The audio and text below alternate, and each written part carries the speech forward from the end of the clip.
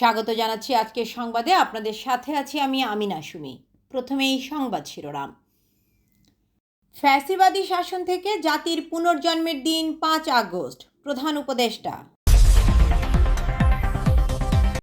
শাহবাগে 36 জুলাই স্মৃতিস্তম্ভে বিভিন্ন শ্রেণী পেশার মানুষের পুষ্পস্তবক অর্পণ।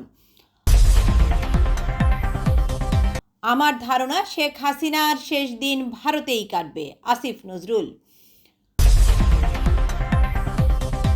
প্রতীকী হেলিকপ্টার উড়িয়ে শেখ হাসিনার পলায়নক্ষণ উদযাপন। 5 আগস্ট হোক গণতন্ত্র ও সুশাসন প্রতিষ্ঠার দিন, তারেক রহমান। গণ অভ্যুত্থানের বর্ষপূর্তিতে বাংলাদেশের জনগণের পাশে থাকার অঙ্গীকার যুক্তরাজ্যের। মানিক মিয়া অ্যাভিনিউয়ে গ্যাস বেলুন বিস্ফোরণে আহত 10। লালমনিরহাটের কালীগঞ্জ উপজেলায় অনুষ্ঠিত হলো শিক্ষার মান উন্নয়ন বিষয়ক মত বিনিময় সভা। এবারে বিস্তারিত। জুলাই গণ অভ্যুত্থান দিবস উপলক্ষে জেলা প্রশাসনের উদ্দেশ্যে এক ভিডিও বার্তায় প্রধান উপদেষ্টা অধ্যাপক মোহাম্মদ ইউনূস বলেছেন, আজ আমরা পুরো জাতি একসঙ্গে স্মরণ করছি এমন একটি দিন যা এদেশের ইতিহাসে গভীর ছাপ রেখে গেছে। 5 আগস্ট শুধু একটি বিশেষ দিবস নয়, এটি একটি প্রতিজ্ঞা, গণজাগরণের উপাখ্যান এবং ফ্যাসিবাদী শাসন থেকে জাতির পুনর্জন্মের দিন। তিনি বলেন, মানুষের বুকে গুলি চালিয়ে শেষ পর্যন্ত ক্ষমতা আঁকড়ে রাখতে চেয়েছিল ফ্যাসিবাদী সরকার। তারা নির্বিচারে গুলি করেছে, গ্রেফতার করেছে, ইন্টারনেট বন্ধ করে হত্যাকাণ্ডের তথ্য লুকাতে চেয়েছে। রাতের অন্ধকারে এলাকায় এলাকায় অভিযান চালিয়ে ছাত্রদের আটক করেছে। তিনি দেশবাসীকে কোনো ধরনের নিপীড়নের কাছে মাথা না নোয়াতে এবং গণতান্ত্রিক, বৈষম্যহীন ও জনকল্যাণকর রাষ্ট্র প্রতিষ্ঠার আহ্বান জানান। জুলাই গণ অভ্যুত্থান দিবসে শহীদদের স্মরণে ঢাকা শাহবাগে সদ্য স্থাপিত নতুন স্মৃতিস্তম্ভ 36 জুলাইয়ে আজ পুষ্পস্তবক অর্পণ করেছেন বিভিন্ন শ্রেণী পেশার মানুষ। মঙ্গলবার 5 আগস্ট দুপুরে শাহবাগের নানা বয়সের মানুষকে পুষ্পস্তবক অর্পণ করতে দেখা যায়।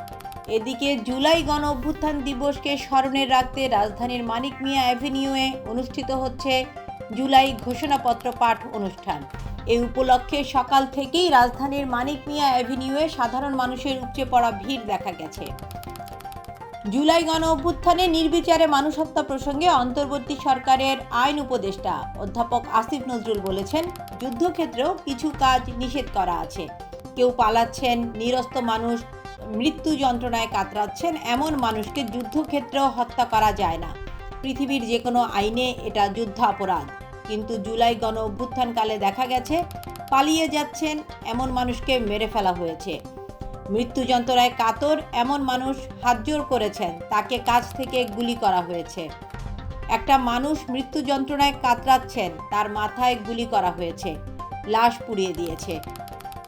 জুলাই গণ অভ্যুত্থানের 1 বছর পূর্তিতে মঙ্গলবার রক্তাক্ত মহাসড়ক যাত্রাবাড়ি হত্যাকাণ্ড শীর্ষক প্রথম আলোর নতুন অনুসন্ধানী প্রামাণ্যচিত্রের উদ্বোধনী প্রদর্শনী উপলক্ষে আয়োজিত অনুষ্ঠানে এ কথাগুলো বলেন আইন উপদেষ্টা। ক্ষমতাচ্যুত সাবেক প্রধানমন্ত্রী শেখ হাসিনার পলায়নের 1 বছর উপলক্ষে ফ্যাসিস্টের পলায়নক্ষণ পালন করেছে ছাত্র জনতা। রাজধানীর মানিক মিয়া অ্যাভিনিউতে 36 জুলাই উদযাপন অনুষ্ঠানে প্রতীকী গ্যাস বেলুনের হেলিকপ্টার ওড়ানোর মাধ্যমে অনুষ্ঠান পালন করা হয়। মঙ্গলবার বেলা 2:25 এই ক্ষণ উদযাপন করা হয়। 36 জুলাই উদযাপন অনুষ্ঠানটির আয়োজক সংস্কৃতি মন্ত্রণালয়, ব্যবস্থাপনায় রয়েছে বাংলাদেশ শিল্পকলা একাডেমি। বিএনপির ভারপ্রাপ্ত চেয়ারম্যান তারেক রহমান বলেছেন, 5 আগস্ট হোক গণতন্ত্র ও সুশাসন প্রতিষ্ঠার দিন। জুলাই গণ অভ্যুত্থানের প্রথম বর্ষপূর্তি উপলক্ষে মঙ্গলবার সকালে এক ভিডিও বার্তায় তিনি এই মন্তব্য করেন। 5 আগস্টকে স্বাধীনতা ও গণতন্ত্রপ্রিয় জনগণের জন্য আনন্দের ও বিজয়ের দিন উল্লেখ করে তারেক রহমান বলেন, এই দিনে বাংলাদেশ রাহুমুক্ত হয়েছে এবং এটি এখন থেকে সরকারি ছুটির দিন হিসেবে পালিত হবে। তিনি বলেন, ফ্যাসিবাদ থেকে মুক্তি পেতে দেশের সব শ্রেণী পেশার মানুষ ঐক্যবদ্ধ হয়ে জুলাই আগস্টের গণ অভ্যুত্থানে রাজপথে নেমে এসেছিলেন। তিনি এই গণ অভ্যুত্থানকে 1971 সালের স্বাধীনতা রক্ষার যুদ্ধের সঙ্গে তুলনা করে সকল শহীদদের প্রতি গভীর শ্রদ্ধা নিবেদন করেন। বাংলাদেশের ছাত্র জনতার অভ্যুত্থানের 1 বছর পূর্তি উপলক্ষে মঙ্গলবার 5 আগস্ট যুক্তরাজ্য দিবসটি স্মরণ করে যারা প্রাণ হারিয়েছেন তাদের এবং বাংলাদেশের জনগণের প্রতি সংহতি প্রকাশ করেছে। ঢাকায় ব্রিটিশ হাইকমিশন তাদের অফিসিয়াল ফেসবুক পেজে এক পোস্টে জানায়, বাংলাদেশের ছাত্র নেতৃত্বাধীন গণ অভ্যুত্থানের 1 বছর পূর্ণ হলো। এ অভ্যুত্থানে যারা প্রাণ হারিয়েছেন আমরা তাদের স্মরণ এবং যারা আহত হয়েছেন তাদের কথা স্মরণ করি। বাংলাদেশের প্রতি সমর্থন পুনর্ব্যক্ত করে পোস্টে বলা হয়, গণতান্ত্রিক, অন্তর্ভুক্তিমূলক এবং সমৃদ্ধ ভবিষ্যতের পথে এগিয়ে যেতে যুক্তরাজ্য অন্তর্বর্তীকালীন সরকার ও বাংলাদেশের জনগণের পাশে রয়েছে। রাজধানীর মানিক মিয়া অ্যাভিনিউতে জুলাই গণ অভ্যুত্থান দিবস উপলক্ষে আয়োজিত অনুষ্ঠানস্থলে বেলুন বিস্ফোরণ হয়েছে। মঙ্গলবার 5 আগস্ট দুপুর 3টার দিকে এ ঘটনা ঘটে। বেলুন বিস্ফোরণে অন্তত 10 জন আহত হয়েছেন বলে জানা গেছে। বিকেল 3টার দিকে দগ্ধ অবস্থায় 8 জনকে উদ্ধার করে জাতীয় বার্ন ও প্লাস্টিক সার্জারি ইনস্টিটিউটের জরুরি বিভাগে নিয়ে আসা হয়েছে। লালমনিরহাট জেলার কালীগঞ্জ উপজেলার 2 নং মদাতি ইউনিয়নের মনিরাবাদ সুফিয়া একরামিয়া আলিম মাদ্রাসা প্রাঙ্গণে অনুষ্ঠিত হল শিক্ষার মান উন্নয়ন বিষয়ক মত বিনিময় সভা। সভায় প্রধান অতিথি হিসেবে উপস্থিত ছিলেন কালীগঞ্জ উপজেলা বিএনপির আহ্বায়ক জনাব জাহাঙ্গীর আলম।